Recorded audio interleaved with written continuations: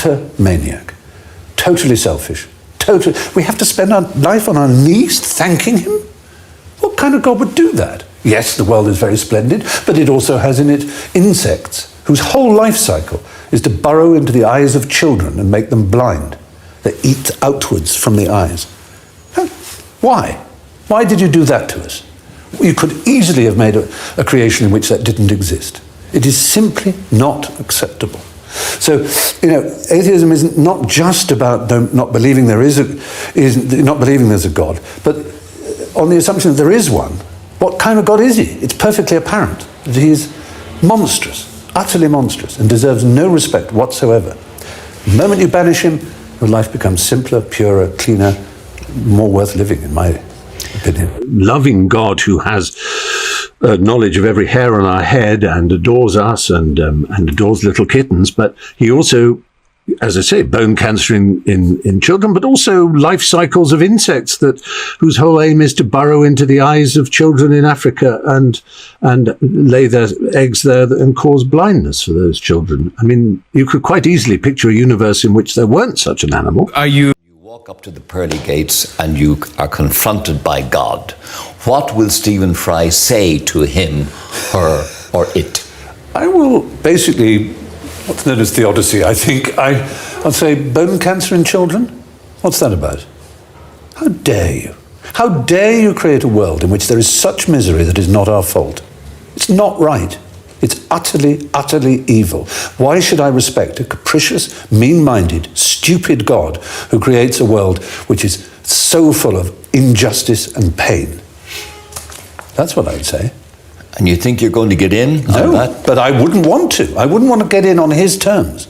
They're wrong. Now, if I died and it was Pluto, Hades, and if it was the 12 Greek gods, then I would have more truck with it, because the Greeks they didn't pretend not to be human in their appetites and in their capriciousness and in their unreasonableness. They didn't present themselves as being all-seeing, all-wise, all-kind, all-beneficent. Because the God who created this universe, if it was created by God, is quite clearly a maniac. How can this creator, who is apparently benign, cause the one I chose was bone cancer in children? Even if you believe conveniently, now that Darwin has existed, that God sort of wound up the clock and started evolution, you even say, well, if he knew everything and could do everything, why would he allow such monstrous cruelty? And that's all the only point I was making. I was astonished that it has caused so viral an explosion on Twitter and elsewhere. And very grateful to the Archbishop of Canterbury, who apparently said the other day that I had every right to say what I said, and I should hope I do. And I'm most pleased, I think, that it's got people talking. You a believer in an afterlife? Does that No, which is to say, I'm along with Plato and the Greeks, anyone who tells you that they know what happens to you after you die is either a liar or a fool. Yeah, I must say, it does seem to be a bit of guesswork going on, if you ask me. Absolutely. I mean, the number of people who've said, honey, when I'm dead, I'll come back and visit you. And they happen not to. This has happened to you personally, or just you? Yeah, right. But, people said to me, I saw a ghost, and I go, no, you didn't, dear. Yeah.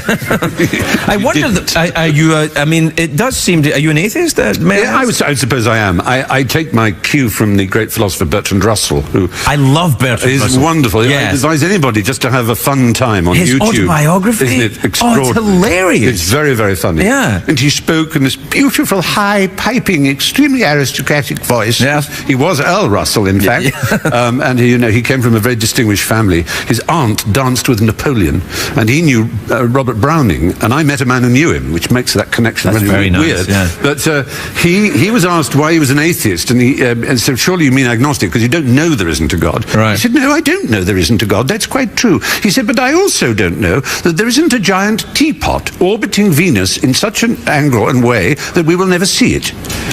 However, I am perfectly entitled to base my life on the supposition that such a teapot does not exist, and not to allow my life to be determined by those who do believe in such a teapot. And that is my view about God. After saying, if there is a loving God, how come children get bone cancer? Answer me that. It's that simple. It's not a game. I'm not trying to be funny. It's just, well, how can you begin to say there is a loving God and give children bone cancer. So they howl and scream in agony and die. Or because I want them in heaven. That's a ridiculous nonsense. That can't be true. It just can't be true. So there is a lot of thinking to be done. And I'm not undermining the thinking that serious theologians do, and the branch of scholarship that they embark on to try and justify pain and evil in the world. And so I made the mistake in the modern world, if you like, of saying what I thought. And one of the biggest errors that you can commit in our times is to be honest if asked a question.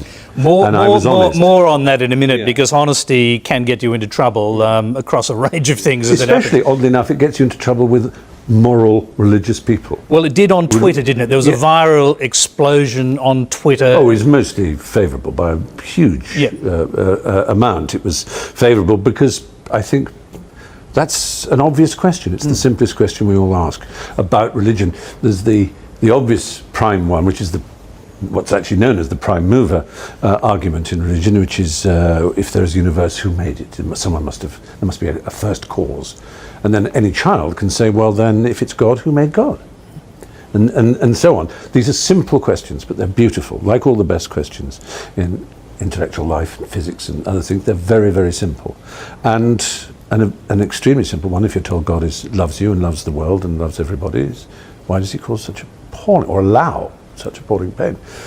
And there was 6th century BC philosophers who said if God doesn't allow it, then he isn't all-powerful. If it just happens without his permission, then he's not all-powerful. If Victorians were as shocked as we think of them as being by Darwin, and actually there's some historical evidence that they weren't quite as shocked as we think they were, it wasn't by the fact that we may have descended from apes or be-apes, it was that it presented a natural world which was so callous and unfeeling, and that we were the result of a simple, what we would now call algorithmic series of rules, not a design, and there was no purpose to our life except the shallow purpose of reproduction, as it were. Well, indeed, there's no purpose judged by the laws of nature. Of course, once human brains come into existence, humans have purposes, but it's a mistake to project our purposes onto the laws of the cosmos.